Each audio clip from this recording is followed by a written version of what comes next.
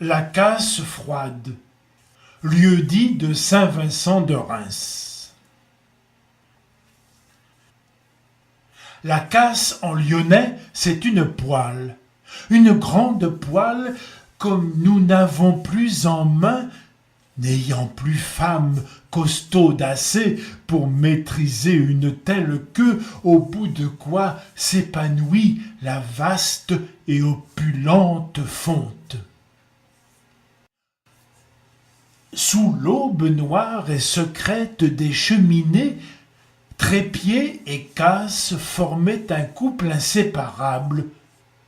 Le trépied serrant l'embrasement de bois sous des gratons, omelettes, chartreuses, poissons, gibelottes et autres rissolantes, odorantes, salivantes et craquantes mangeailles, dans un grésillement d'huile, un crépitement de bûches, dont la seule audition suffirait aujourd'hui à nourrir les gens palos des villes.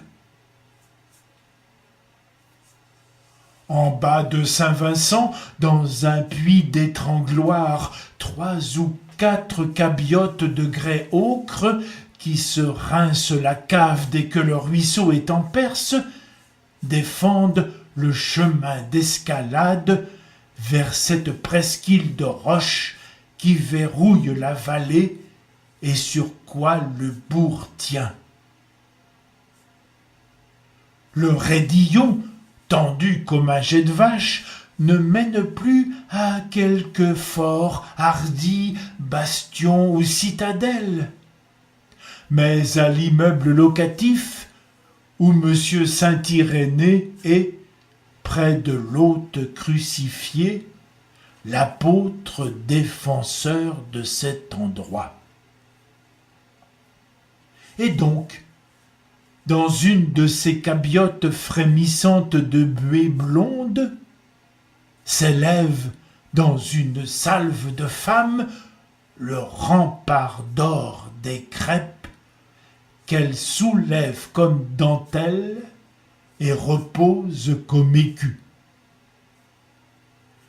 C'est dimanche aujourd'hui, et qui plus est de la Chandeleur. Au linteau de la cheminée fallotent 3 bougies, parce qu'il est dit que chandelle à la Chandeleur, c'est malchance au malheur. Pourtant, ces dames, la lichotte, qui est pendant la semaine entêteuse, elles plantent leur tête à des armées d'épingles. Fufu, qui est savonneuse, elle graisse la tranche des jeux de cartes, regarde d'un œil en biais leur équipée de maris, oncles et invités, à l'aise dans leur habit de dimanche comme au confessionnal, comploter dans un coin leur toute proche escapade.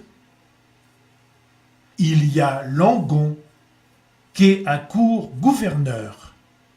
Il effiloche les nippes pour en faire des couvertures. Il y a Clergeant, qui fait pleurer les sapins pour en cueillir la sève. Il y a Pleuvin, qui est sa gare en Syrie. Et puis il y a Chironnet, le maganier de Vienne qui élève le ver à soie, qui est peut-être riche, on ne sait pas, mais qu'on appelle le poète à cause des vers. Ça n'est pas là où ils monteront en premier que redoutent les femmes, mais c'est après.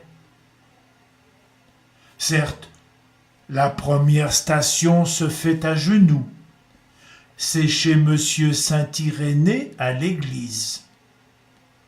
Depuis qu'on y a mis le bon Dieu, il faut l'enquiquiner de tout ce que la République ne saurait satisfaire. Guérir une coqueluche, arrêter un procès, débusquer une source, raccommoder un couple, repetasser une vieille, protéger un troupeau. Perspective étrangère à l'État.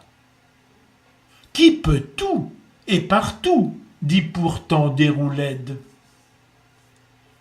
Mais la seconde station sera, hélas, au paradis, ainsi comme nomme le bistrot en Beaujolais.